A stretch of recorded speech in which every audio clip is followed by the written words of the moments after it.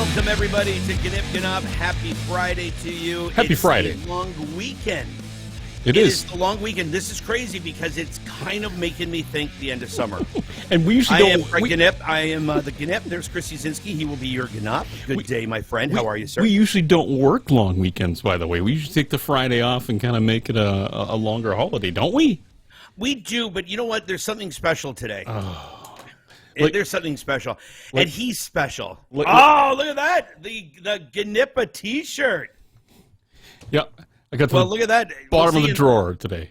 And I'm very excited because I get to unleash this T-shirt because I'm going to be hosting at Pride Fest next weekend. Oh, are you? Good for you. So it's my T-shirt where it says I like my whiskey straight, but my friends can go either way. Nice. And that's the thing. So it'll be fun. It'll be a good time. So here's the thing. It's the long weekend. Oh, fuck. And a lot of people are, excited about that. I said, for me, it's the long weekend. It's just another weekend, actually, because, I'll be bartending away. Yeah, it's another day, man. Just another day.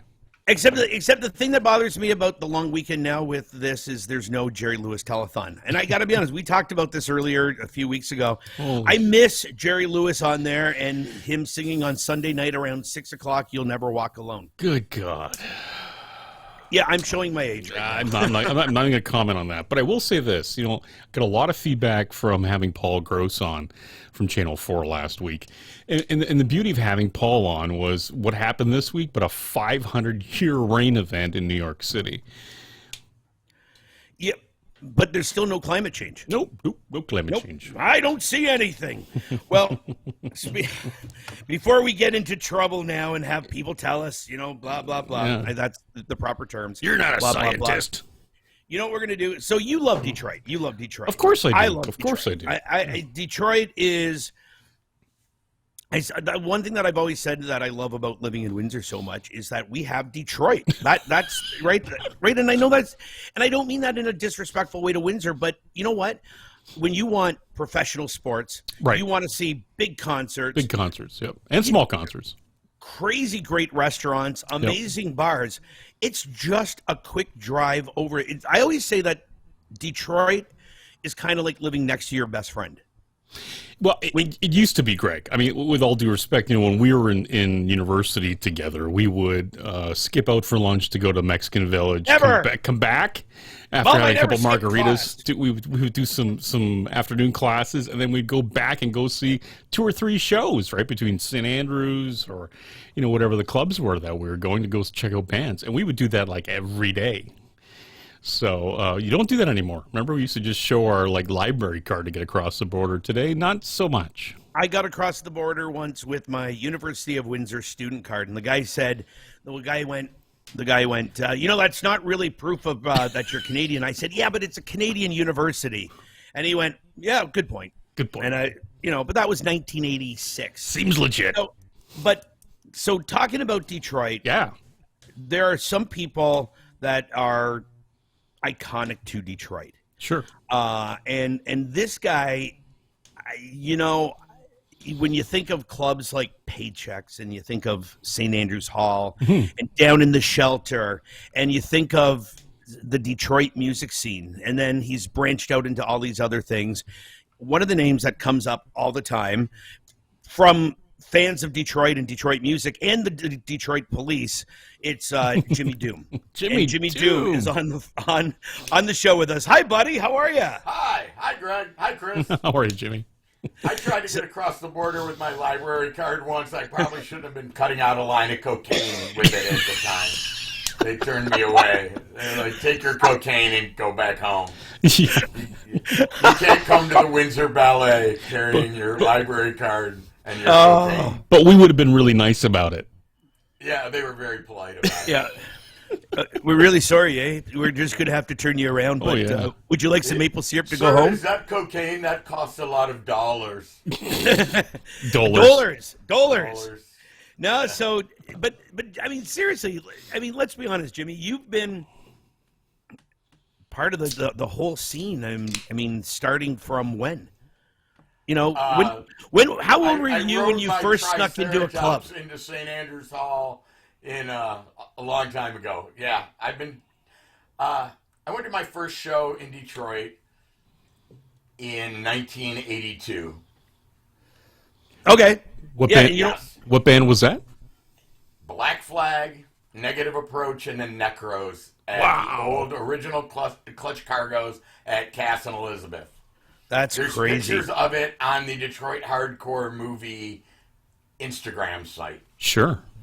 And that day, I looked at John Brannon and I went, dude, I totally want to do that. And so I just did a shittier version of that.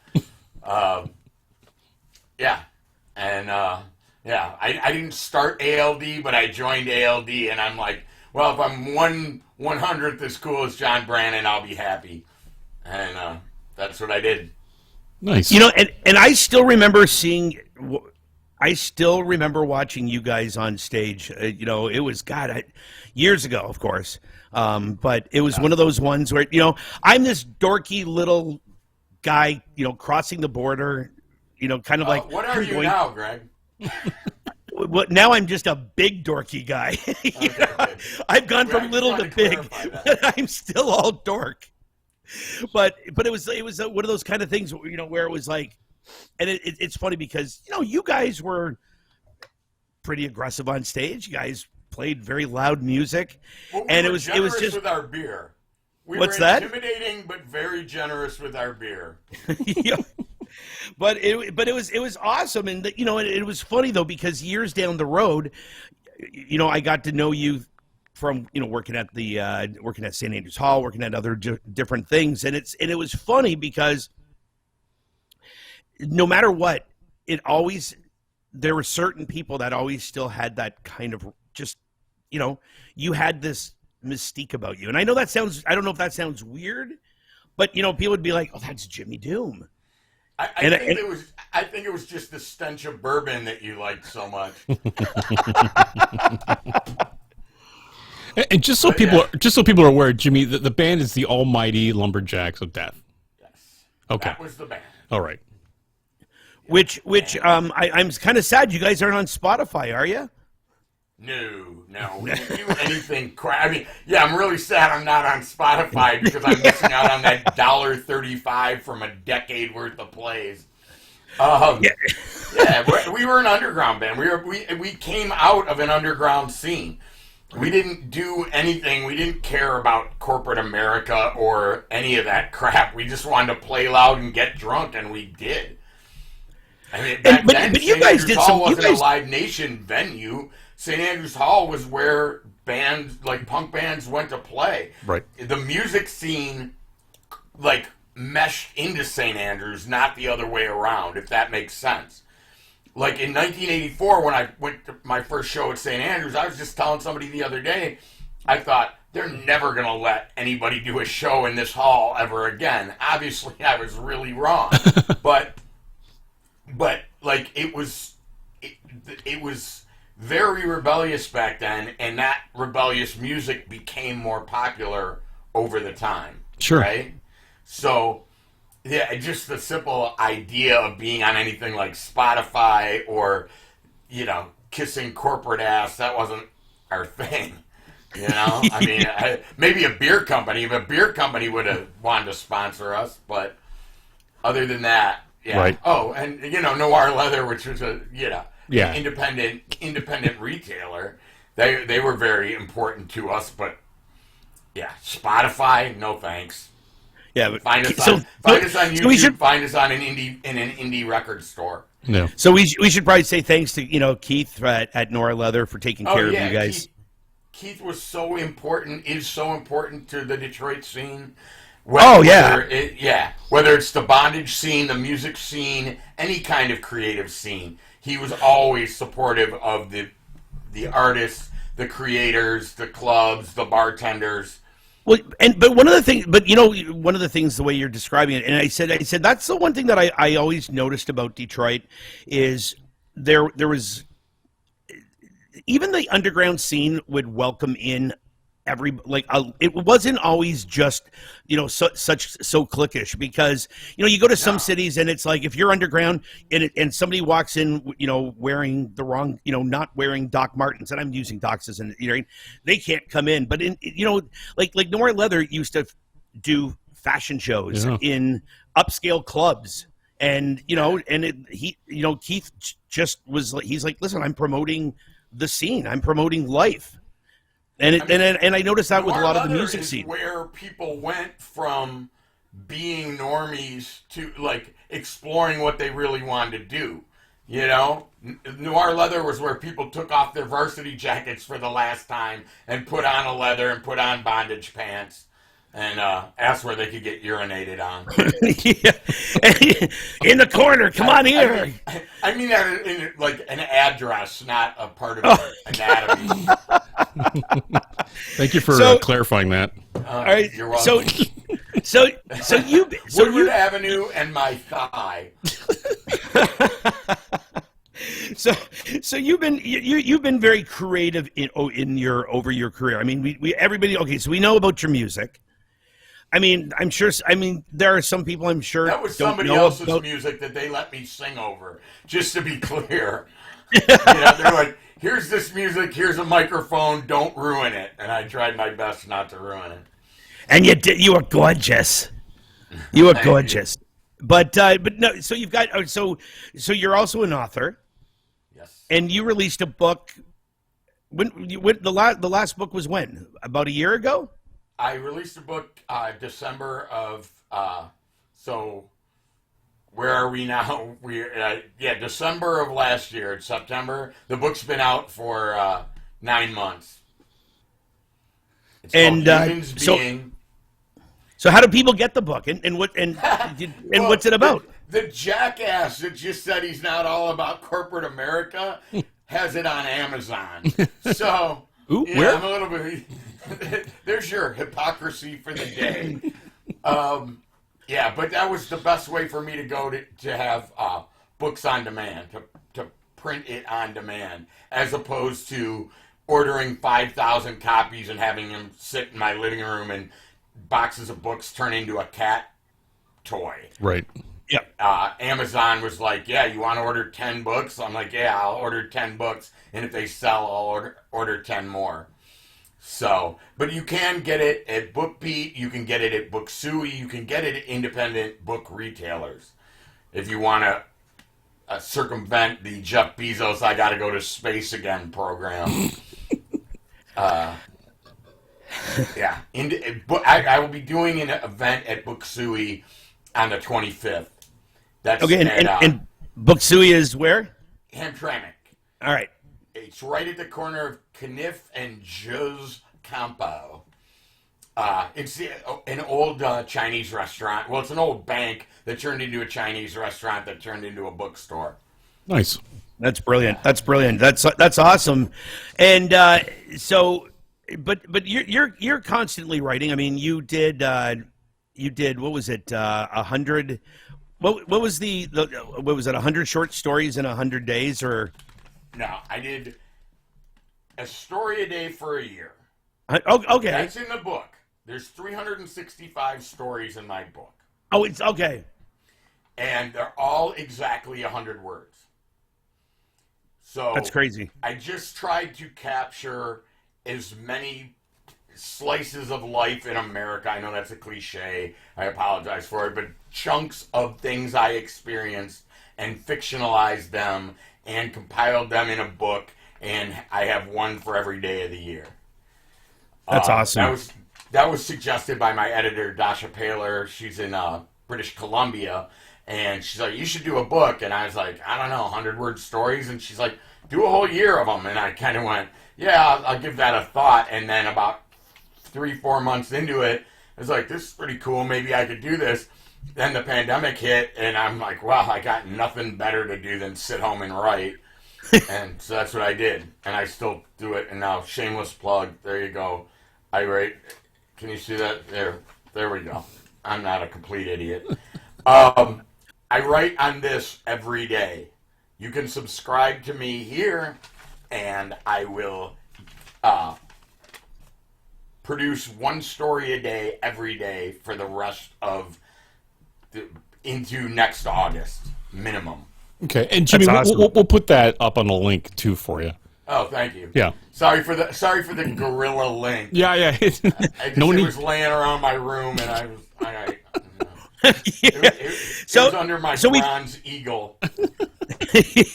So we forgot to ask you. So something we do throughout the show, or usually at the beginning of the show. Yes. Are you having a beverage of any sort? I am having this magic amino acid beverage. I no longer drink bourbon or beer or any of that stuff. So this you get this at like CVS. There I go, promoting corporate America, death to capitalism. Wow. But you get this at CVS and Amazon.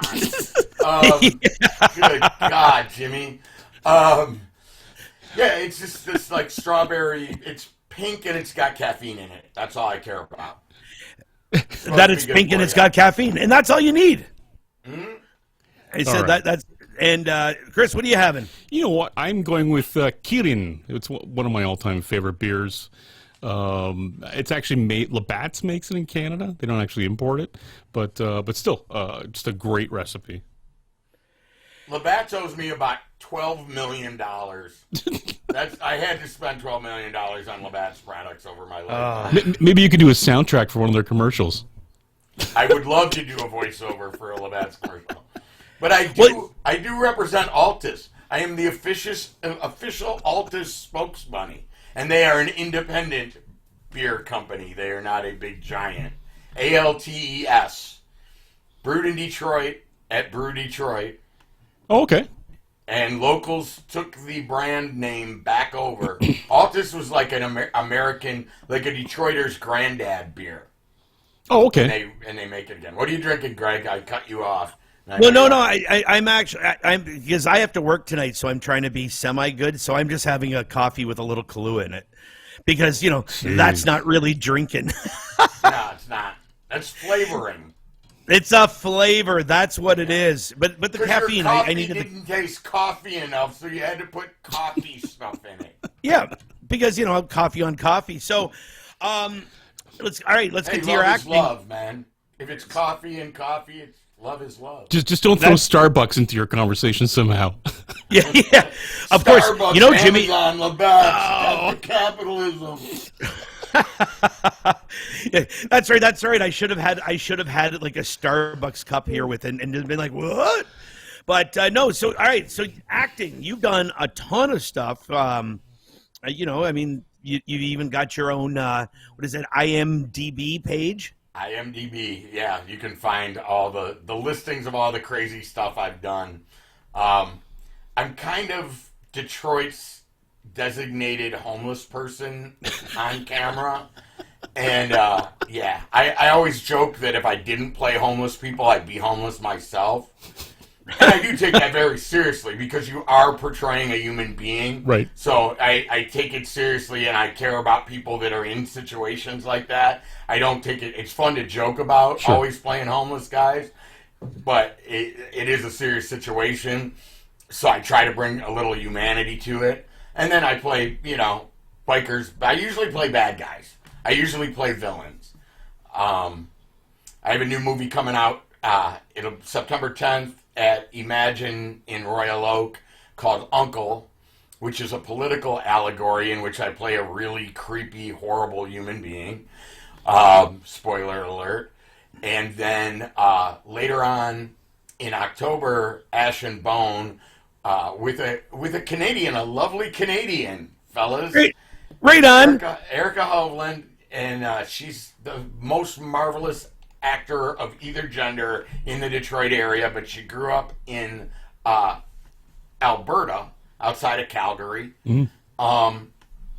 And she and I play brother and sister. McKinley's is our name, and we're not very nice to tourists or any other young ladies in our vicinity. That's Ash and Bone, written by Brett Miller, a Michigan State grad. And I'm sorry. Do you want less plugs, more plugs? No. No. Jimmy, how'd you get into acting? really, I love this story, and it's one of those sounds like bullshit stories, but I was playing with Murphy's Law. I believe it was Murphy's Law. It was Murphy's Law or Social Distortion. And a guy grabs me after we get off stage and says, "Hey, man, you guys were really good." And I said, "Hey, thanks." And I kind of keep walking. He goes, "Hey, wait, come here. I wrote a script with a singer in a band, and you're a singer in a band, and I want you to play a singer in a band in my movie." And my knees buckle. And I'm like, "Dude, I want to be an actor since I was a little tiny kid. But my parents couldn't afford drama camp, and they wouldn't let me be in the drama club when I was in high school. So I don't have any experience, but I appreciate the offer, dude. Thanks a lot. I'll never forget it." And I turned to walk away. He goes, "No, dude. Like, I want you to be in my movie." And I'm like, "Dude, I wanted to be an actor, but I have zero experience." He's like, "Don't worry. I'll show you what to do." And I was like, "Dude, I don't want to ruin your movie." and he's like, "You won't ruin my movie." And I said, "Okay, but you can't get mad at me if I fuck up." And he goes, "You'll be fine." His name's Kevin King, and apparently I was fine. And so I did a couple movies. That was the 90s. And then I got my girlfriend pregnant. And then I got divorced. And then it's like a bad Springsteen song. I end up working in an auto plant. I get laid off from the auto plant. I try to get ALD back together. That falls apart within about 20 minutes. And so I'm throwing a fit because I'm laid off from my job. I can't get my band back together, and I'm just being a dick. And my girlfriend, Kimmy Backus, says, "You always talk about those movies you did in the 90s. Why don't you go to an audition?" And I just completely blow a gasket. Like, full-on nervous breakdown, freak out. I'm like, "Go to an audition. This is Detroit, Michigan." And I grab a Metro Times that she brought home from work. And I grab this Metro Times. I was like, "And I'm just going to go through this Metro Times and I'm going to find a goddamn open." And no shit, there's a half-page ad for MPI, Motion Picture Institute, open auditions. And we both started laughing. She's like, "You got to go now." So I went to an audition at MPI and resurrected my burgeoning film career from the 90s. And 3 films later, I was working with David Carradine on Darkfields. That's awesome. Great story. Yeah, I got really lucky. Yeah. Extremely. If I had been laid off from American Axle 1 week later, none of this would have happened. Wow. Yeah, none. So, yeah, I got I work hard at it, but I, just like ALD, just like almost anything in my life, I stumbled into it and it went pretty good for me. That's awesome. That's awesome. Now, one thing, speaking of stumbling into things, is your big heart. And I know it sounds like that's the one thing that always blows my mind about you. It's like, I said, you sound, you can be the gruff guy sometimes, and you played in the punk bands, and you've done these movies and all this kind of stuff, and then all of a sudden I get a phone call that says, hey Greg, I need to raise money. There's this girl, she's this, and there's, and next thing you know is you're spending all this time raising money for all these other people, which is amazing. Like, one of our first one was with the one that we did was Lindsay. We helped her with to find a service dog. We got her a stroller, and that was fantastic. And now you found a new family. And yes. My friend Patty Haverty found a family that has a little girl very similar to Lindsay with tons and tons of challenges, who needs a service dog, and service dogs detect seizures. They're obviously, anybody loves dogs, right? They know dogs are good companions. But for a little girl with physical challenges and medical issues, dogs like that are properly trained can be absolutely life-saving. Oh, they're incredible. I mean, I have an amazing friend who's actually, she was in a terrible car accident back when she was like 5 or 6, and her dogs will wake her up in the middle of the night and go, "Listen, take this medicine because you're minutes away from a seizure." Yeah, and it's an amazing thing. Amazing. I mean, we'll put up the link, but who is this girl? I mean, Okay, my friend Patty Haverty, who I grew up with on the west side of Detroit. I'm a real Detroiter. I'm not a suburbanite. Sorry, my suburbanite friends, but I really am, and we take pride in that.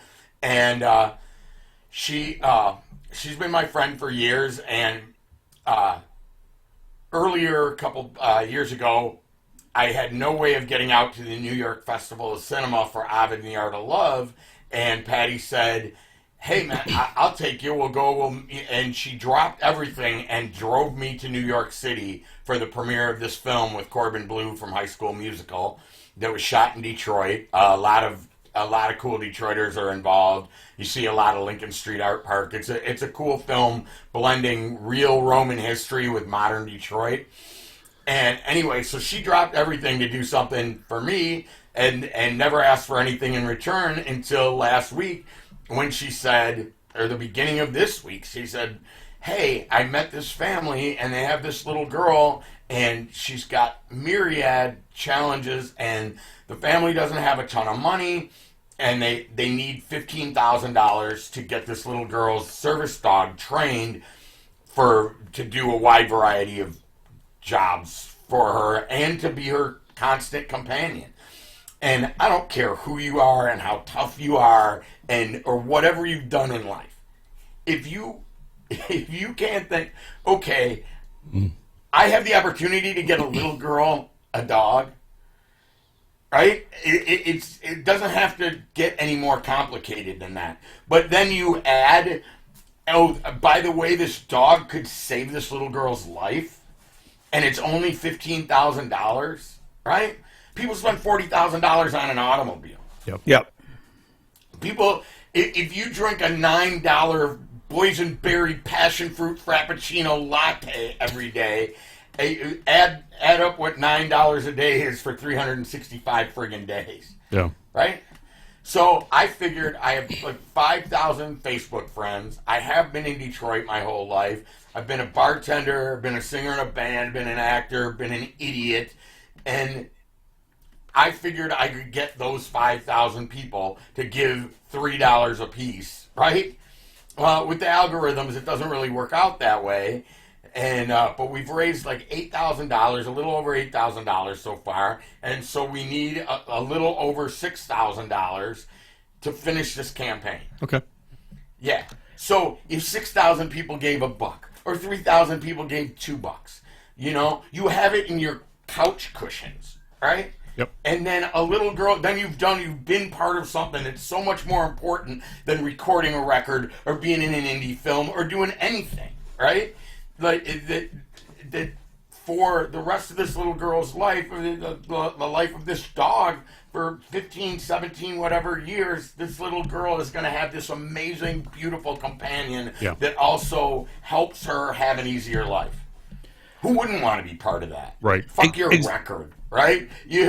That's something way more special than anything you can do creatively, as far as I'm possibly concerned. Yeah, nice. No, I agree 100%. So what we're going to do is, on our pages, we'll have the links up, and it's a GoFundMe page, I believe, right? Yep. Yes, it's a GoFundMe campaign. We'll have that up on my personal page. We'll have it up on Gnyp Gnop, and like you said, it's up on my social what's media. $5? It's $5. Yep. Even if it's $5. Yes. Yeah. Right now we need $6,000. So that's a little bit over 1,000 people. Yeah. Yeah. But sure. even if you say, hey, listen, I can't afford even $5, but I can do $2. I'll take $2. I don't care. $2. I'll go pick $2 up from somebody, man. Yeah. I don't care.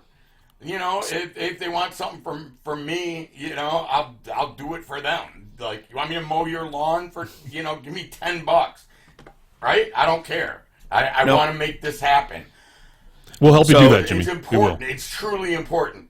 Well, we will definitely. Being in a band is fun. Being in movies is great, and I love it. And I don't really want to completely downplay it. I've had a good life that way, but to help out a child who truly needs it is way bigger. Wise words.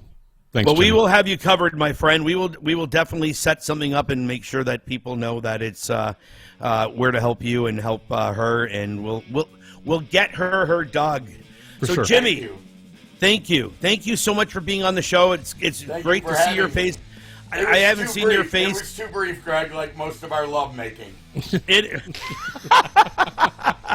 I love you, my friend. You are truly one of the good ones, and you've definitely made a lot of scary. people happy. If I'm one of the good ones, we're in a scary world. Oh, we're fucked. We're totally screwed. Thanks, Jimmy. Great seeing you. My friend. All right, thanks, guys. All the best. Oh, Canada. Oh, Jimmy was great. He's good people. Yeah, and we'll post in the next couple minutes all the details on all the links that we just talked about. Right on. Thanks, Jimmy. Greg, that's it for this week, man. Appreciate you. I'll see you soon. Bye, guys.